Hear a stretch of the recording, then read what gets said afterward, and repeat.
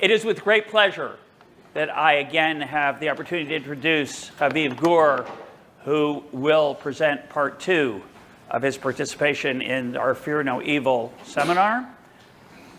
As before, Aviv is a senior analyst with the Times of Israel, a weekly participant with Dan Senor's podcast, Call Me Back, and we're going to hear him talking about the great misinterpretation. Aviv. Thank you.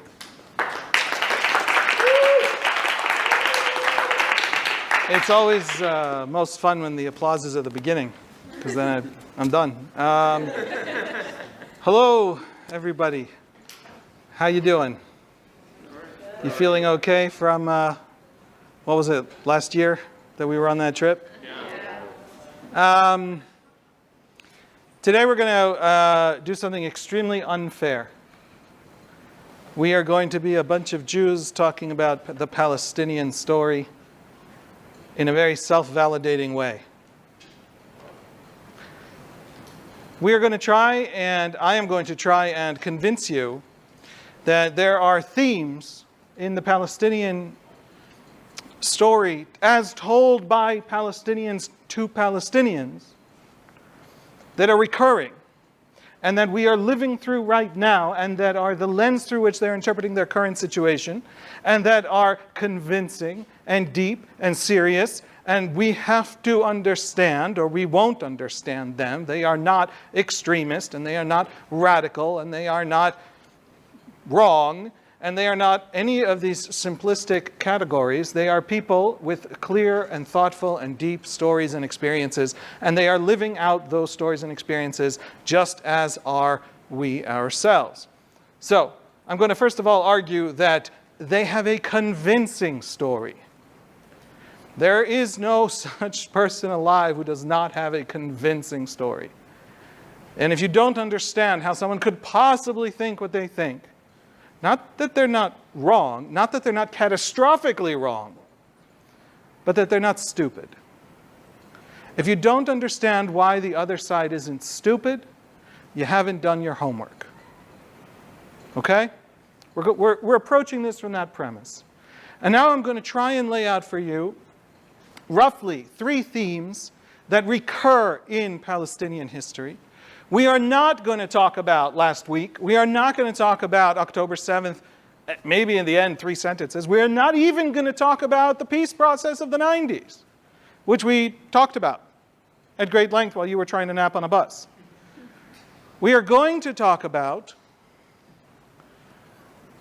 the Ottoman Empire. And we're going to talk about the British Empire. And we're going to talk about how the archetypes through which Palestinians begin to think about us in a serious and systemic way, how they were developed, why it makes sense to think of us as colonialists and imperialists and all those other ists that they think of us as. Okay? My goal for today is to convince you that it is smart, it is deep, it is sharp. At the end, I'm also going to try and explain to you what I have already basically explained to you. We discussed a little bit about Algeria and how they used, the PLO used the model of Algeria in the 60s to launch a strategy of terrorism. And there's a specific reason why it doesn't work on us. And there's a reason why Palestinian political elites don't wake up to the fact that it doesn't work on us. Not because, again, they are dumb, but because there is a tremendous cost to waking up from that strategy and from that theory of us. And so we're going to walk through it, but we're not going to walk through it as, oh, hey, look, Algeria worked, and they're going to try and do Algeria here, and why didn't it work? Because we have nowhere to go. That is an amazing thing that you now know. It is also the 3rd grade version of the story. And now we're going into the 7th grade version of the story. You ready? And if you want the, whatever your age is, version of the story, you're going to have to go to a library and read books. Sorry. I don't enjoy it any more than you do. Here we go. I want to start our story of the Palestinian interpretation. I am going to constantly refer to the story we told last Thursday of the Jewish experience. What happens in 1881? Why does 1881 begin the Jewish 20th century? It's a little early to begin the 20th century, but that's where it begins for the Jews. Yes? The assassination of Tsar Alexander and the May laws of 1881? 1882 is the May laws. The assassination is in 81. And why does that begin the Jewish story? The May laws are a slight intensification of basically the rules of the Pale established by Catherine the Great, who for the Jews was not all that great. Why is that the beginning of the Jewish 20th century? Yes? It's the beginning of a wave of 1,200 pogroms over 40 years that does what to the Jews? Yes. It sends millions of Jews migrating. Mostly to? Yes. Yes. They're you. Most of them. That's who you are. Hello? You? Meet you? That's you. A tiny percentage of them migrate to this very unexpected place because they're just crazy people and deeply unserious people. And so they go where? Yes? They go to Palestine. Yes. They go to land that the Jews are calling in English Palestine. The Ottomans think of as a couple of different districts. They go to the land of Israel, what the Jews perceive as the land of Israel, which in Ottoman terms is a couple different areas. In Muslim history is a couple of different kinds of jurisdictions and lands as they understand the geography, but which quickly, essentially through Palestinian Christians, who of course have the same sense of the land of Israel as the Jews on account of how they have the same Bible more or less, becomes almost identical over the course of the, really until World War I, becomes almost identical to the Jewish idea of the land of Israel. And so a Palestinian national identity coalesces.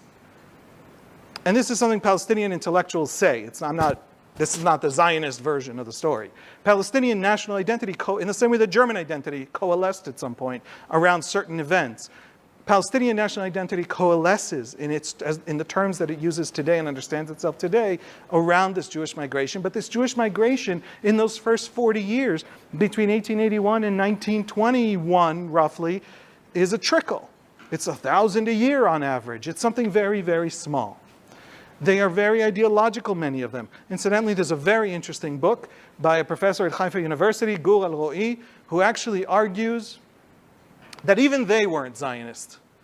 In other words, one of the fascinating points of Zionist history is the extent to which the aliyot, the great immigration waves of Jews, were not ideological. Palestinians don't know this, that we're refugees, because right? They think we are an ideological movement that got up and came over here as an act of will rather than an act of running away. One of the main reasons Palestinians don't know that we are refugees and not an active, conscious ideological movement is that, anybody want to take a guess and be really impressive?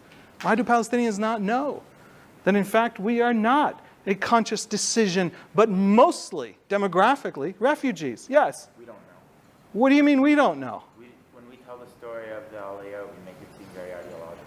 We don't tell that story. What do I mean we? Not you.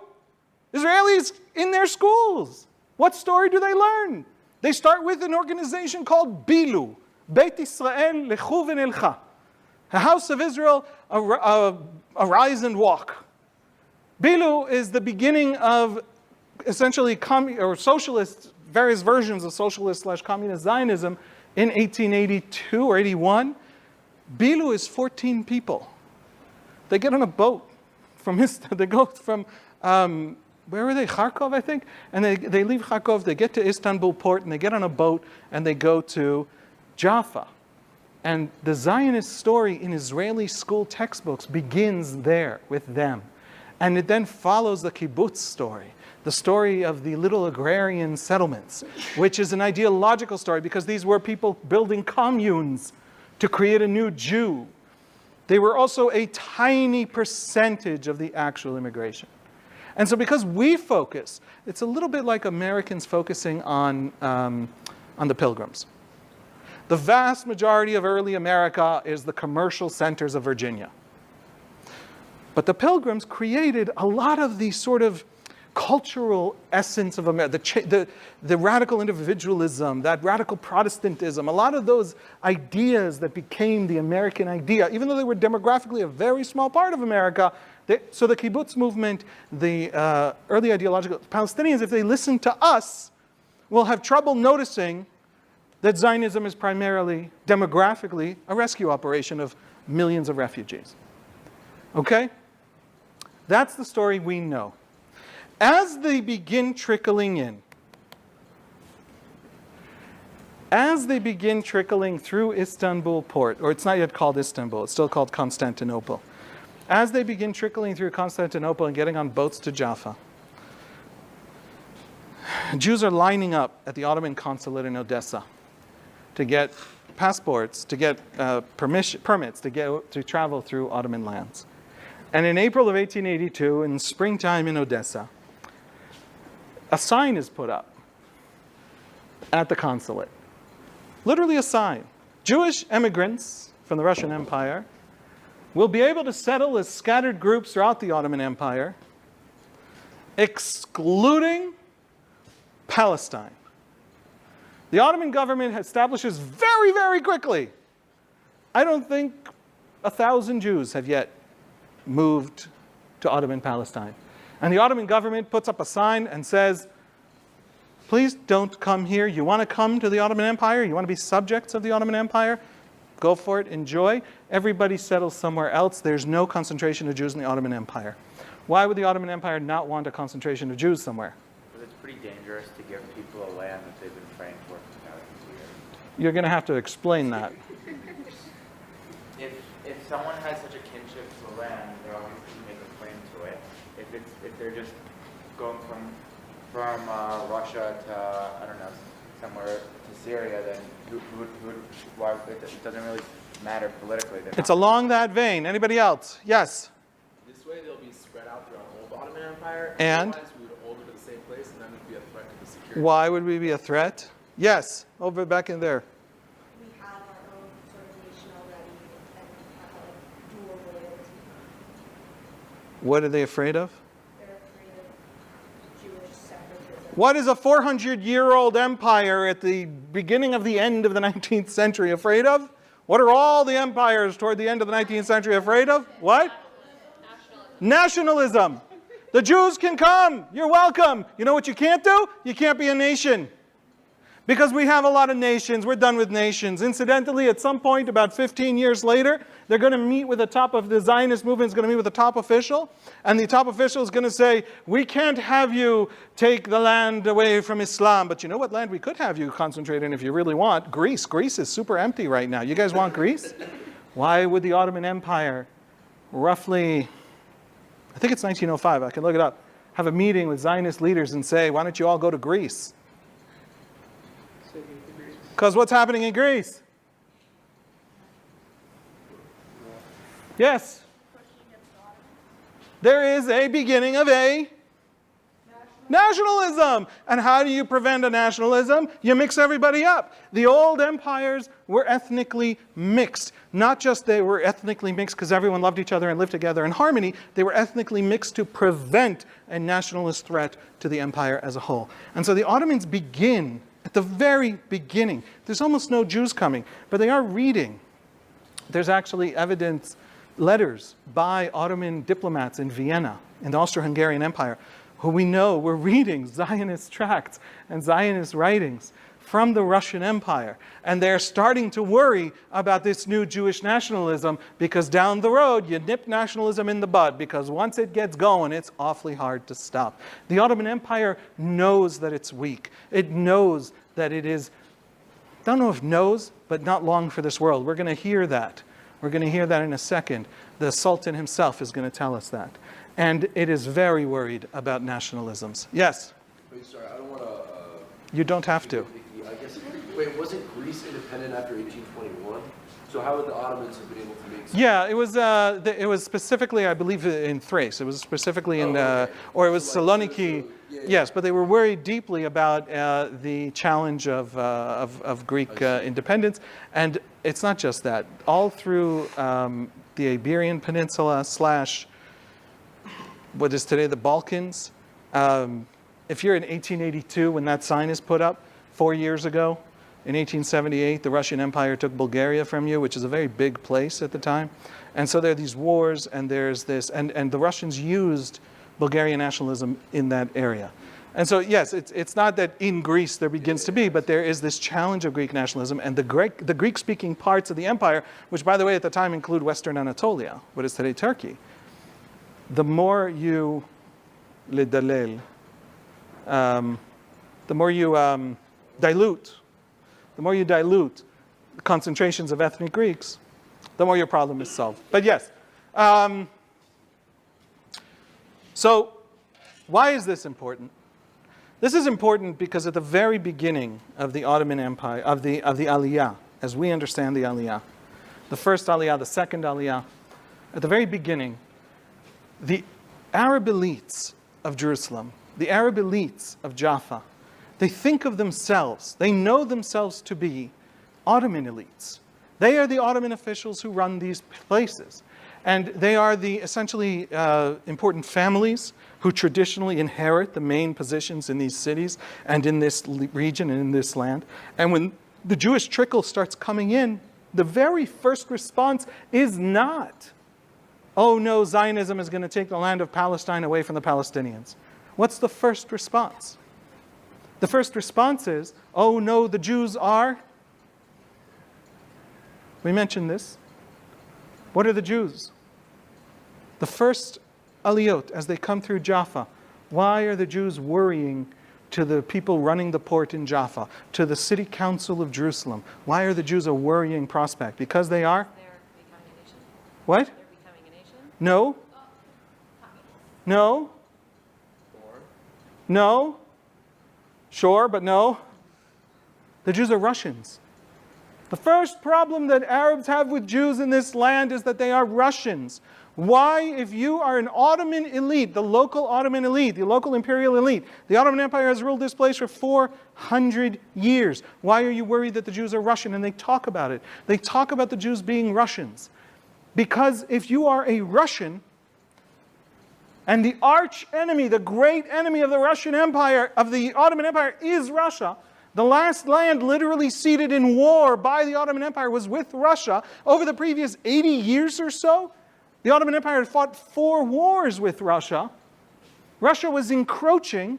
Russia had claims on holy sites in Jerusalem. Not only that, but there was something called the capitulations. The capitulations are a series of treaties that the Ottoman Empire signs, really over the preceding century, in other words, from early 18th century, maybe late 17th century, with Western empires, with Venice, with the Russian Empire, with the Austro-Hungarian Empire. They sign treaties that essentially give subjects of Western Christian empires immunity from Ottoman law and Ottoman courts. Why would the Ottoman Empire cede the right to literally try, to arrest and try for crimes of a citizen of Venice or a citizen of Vienna or a citizen of Moscow in Ottoman courts?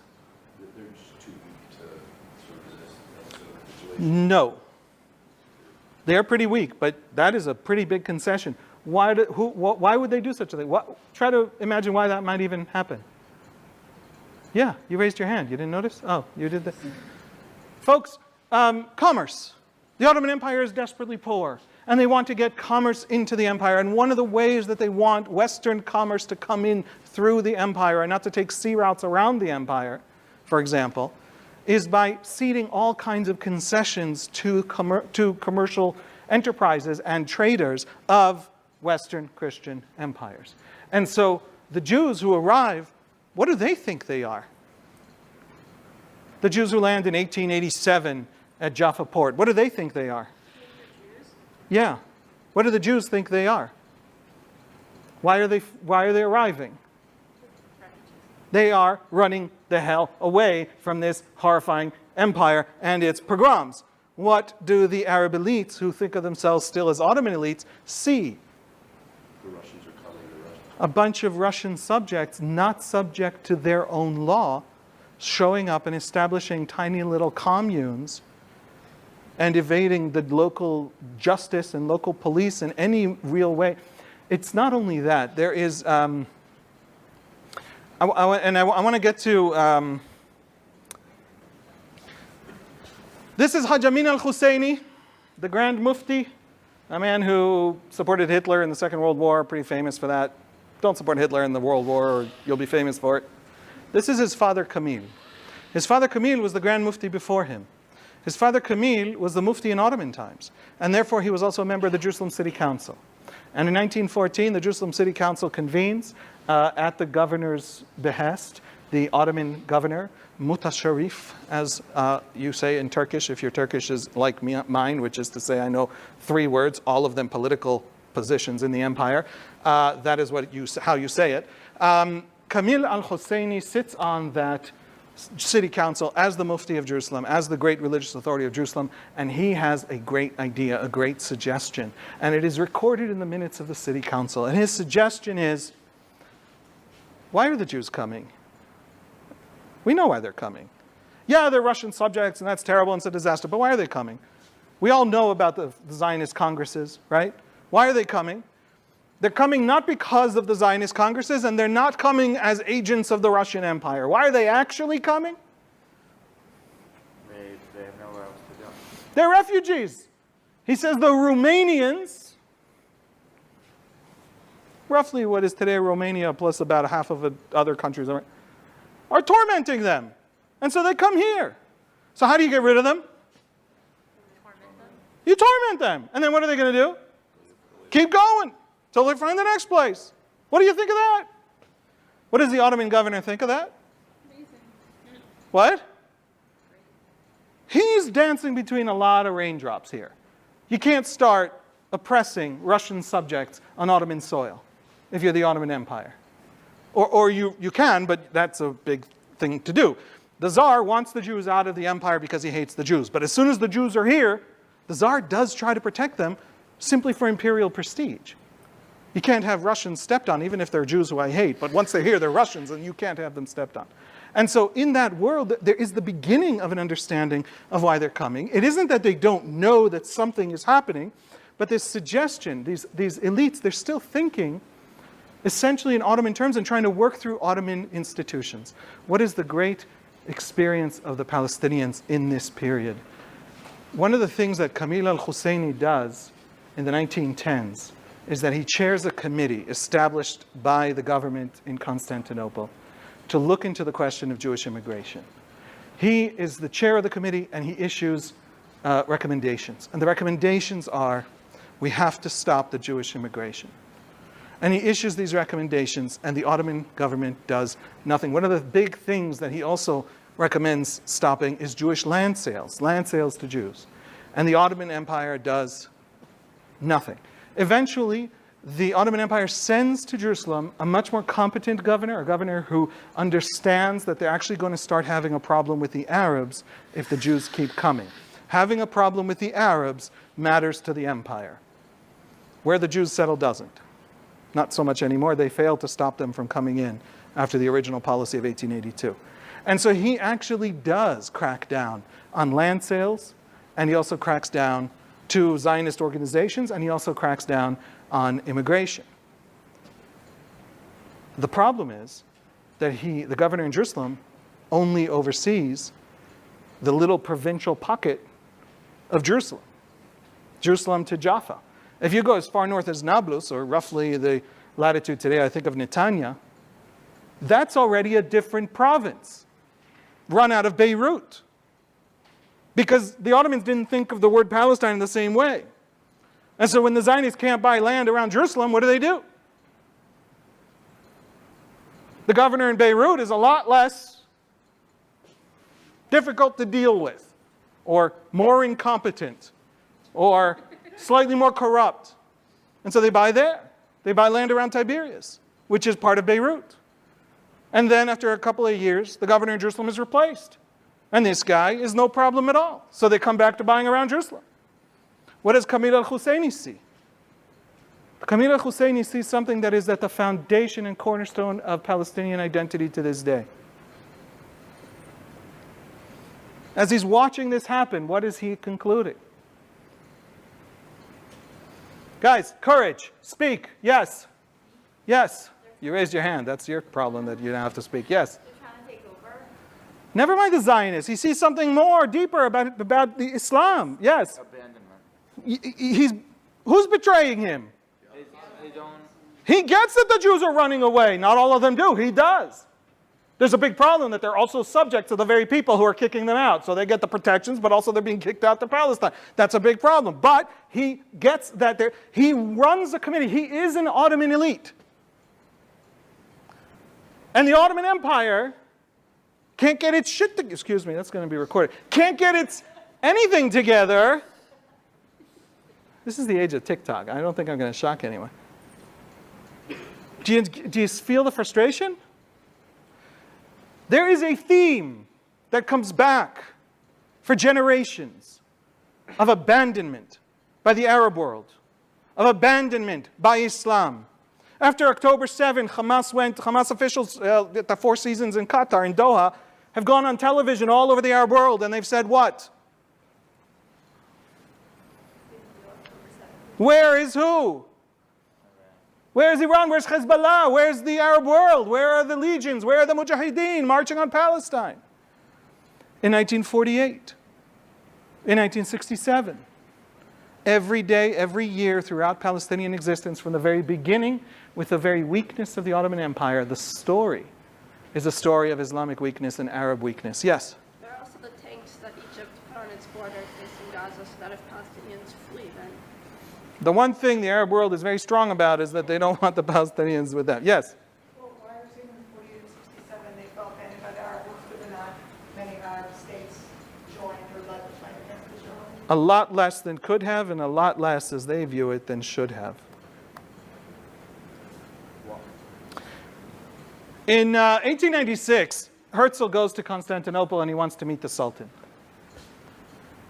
And he has a friend, an aide, who sort of has friends in the court of the Sultan, and they have a conversation, and he tries to get in, and Abdul Hamid won't meet him. And he records in his diary what his aide, who did converse with either the Sultan himself or the Sultan's chief, tells him. And this is what the Sultan says, quoted by Herzl himself. If Mr. Herzl is as much your friend, you, Philippe Michael de Novlinsky, I'm not that good at 19th century Viennese German either. If Mr. Herzl is as much your friend as you are mine, advise him not to take another step in this matter being that I'm going to concede Palestine to the Zionists. I cannot sell even a foot of land, for it does not belong to me, but to my people. My people, the Ottomans, maybe my people, the Muslims. He styled himself also the Caliph of Islam. My people have won this empire by fighting for it with their blood and have fertilized it with their blood. We will again cover it with our blood before we allow it to be wrested away from us. The men of 2 of my regiments from Syria and Palestine, let them themselves be killed one by one at Plevna against the Russians. Not one of them yielded. They all gave their lives on that battlefield. That's not entirely true of the battle itself, but it's not bad imperial propaganda. The Turkish Empire belongs not to me, but to the Turkish people. At the time, Turkish people means Ottoman. It's not an ethnic designation. I cannot give away any part of it. Let the Jews save their billions. He is overseeing an empire that's essentially bankrupt. And the Jewish financiers of Europe could potentially save it, and they're having negotiations over credit lines from Jewish families and Jewish banks. When my empire is partitioned, everybody paying attention? They may get Palestine for nothing, but only our corpse will be divided. I will not agree to vivisection. What does the emperor, the final, last, in 1908 he falls and he is the last emperor, know? What is that? 13 years before he actually falls in the Young Turk Revolution. Yes? He knows the Ottoman Empire, what it looks like. He knows that that's his weakness in the face of Zionism. The Jews can give him something he needs. He's so pathetically weak that Jewish money can matter to him. Jewish money can't change the fundamental policies of Germany. It can't change the fundamental policies of Britain. But the Ottoman Empire is so poor and so weak, it can change the fundamental policies of the Ottoman Empire. And he stands his ground and he says, no. Why no?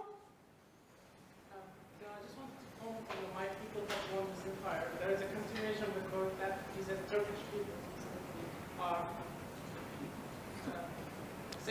implying that it's the people in Turkey who own the empire rather than. He means, I have read that he means, not an expert on the last emperor, but he means the Ottomans. He means what we would call today Ottomans, which includes vast numbers of Arabs, vast numbers of Kurds, vast numbers, all the many multi-ethnicities that are plugged in to the power structures of the empire. So I don't think he's saying something ethnic. He falls to essentially a Turkish nationalist movement where Turkish means the ethnicity and not the imperial identity. But I think, speaking as a non-expert, I think he's referring to Ottomans, and therefore essentially kind of Muslims also. Even those vast parts of the Muslim world outside his empire, he styles himself a caliph, the great leader of the Muslims. Yeah? He doesn't believe he's a master of his politics. He thinks that he can't control it. People who fought for it, and they're going to be unwilling to give it up. So even entertaining a conversation is ridiculous because it's impossible for people to accept it. The people won't accept it, and it's not just that the people won't accept it. There. Better to fall than to live another day having given up. What? Herzl doesn't meet the Sultan because of this. Yeah.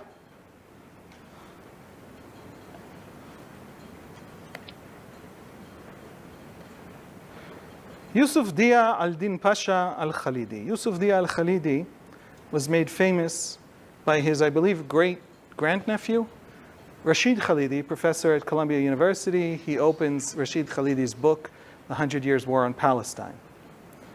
And the quote that I'm about to show you opens that book. A letter to Herzl in 1899, responding to the First Zionist Congress. Khalidi is a part of the Jerusalem political elite, the Khalidis, the Husseinis, the Nashashibis. There's a handful, 5 or 6 families who are the elites, the Arab elites, certainly of Jerusalem, also of Jaffa. And they are essentially, first of all, they're Ottoman, in the sense that I believe Khalidi himself was an Ottoman diplomat in Bordeaux. They are people who feel deeply imperial. And also, they are the first people to be very worried about this Jewish immigration. In principle, he writes to Herzl, Zionism is natural, beautiful, and just. Who could contest the rights of the Jews in Palestine? It's the basic story. Everybody knows what the Jews are, right? My God, historically, it is your country. There's a big debate between Zionist historians and Palestinian historians over whether this is an admission. I don't really care if it's an admission. It's certainly the right thing to say to a Herzl if you're trying to convince him to change his mind, right? But the brutal force of circumstances had to be taken into account. Your rights are one thing. There's a problem with you coming here. What is that problem? Palestine is an integral part of the Ottoman Empire. This is the part that nobody cares about, but this is the part that I care about, because this is the part that fashions more of the Palestinian story than all the rest. What's the first problem? And what's the second problem? More gravely, it's inhabited by others. We live here. What are you going to do to us? Remember, Islam and displacement. We're going to talk about themes. In 1898, one of the great intellectuals of the period, Rashid Rida, he has a very long name, I don't remember it. He has a journal in Cairo, Al-Manar. He himself comes from Beirut. If you come from Beirut, that means that you also feel that you are partly part of the northern half of what is Palestine, right? Because the Galilee is Beirut in Ottoman terms. In 1898, he becomes his first response to Zionism is positive, and then very, very quickly it turns very negative. 1898 is a year after the First Zionist Congress, which he followed carefully and read the Zionists and thought about the Zionists. And he becomes one of the great intellectual figures. He also is the teacher of Haj Amin al-Husseini, the son of Kamil, who we will meet shortly. And he writes in Al-Manar to the Arabs of Palestine. And he writes, extremely politely. You complacent non-entities. Are you content for it to be reported in the newspapers of every country that the penniless of the weakest of peoples, by which he means what college campuses today they call Zionists, whom all governments are expelling, have so much knowledge and understanding of civilization and its ways that they can take possession of your country, establish colonies in it, and reduce its masters to hired laborers and its rich to poor men? What is his concern? Yes. You're about to lose to the weakest team in the league. Yes, you're about to lose, but he's not that concerned about people losing. He does not write these letters about other places where Muslims are in retreat because of modern nationalisms or because the Russian Empire is expanding in the Balkans. What is his concern? Yes, and that is a question of honor and pride. And why is it even, what is his concern? Why is that even more painful? Because? Losing a grip on empire and making the league. Empire is something, but he, by the way, is an Islamic renewalist, we'll call it. In other words, he says, there, you know, he starts to think very seriously in this period about how Islam comes back as a powerful force in history, as an agent of history.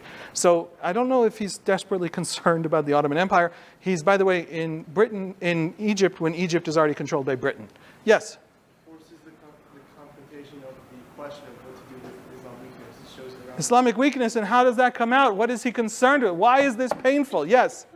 I mean, this is the land, the Crusades, right? They were able to beat those back. Are you now going to... Yes, but you guys are missing half the text. Yes? Their reputation and legacy. Yes, but what's the main half of the... Yes? Yes, why should you be ashamed? Why should you be ashamed? The great British Empire is taken... He's living in British Egypt. He is ruled by a Western Christian empire. What's the pathetic problem to Palestine? Yes. The Jews. What's the problem with the Jews? They're everybody else's throwaways. Nobody wants If the Jews can take us, where do you go from here? How much lower can you go? He's got a point. If the Jews of 1898 can take you, holy mackerel, you're pretty pathetic. You complacent nonentities.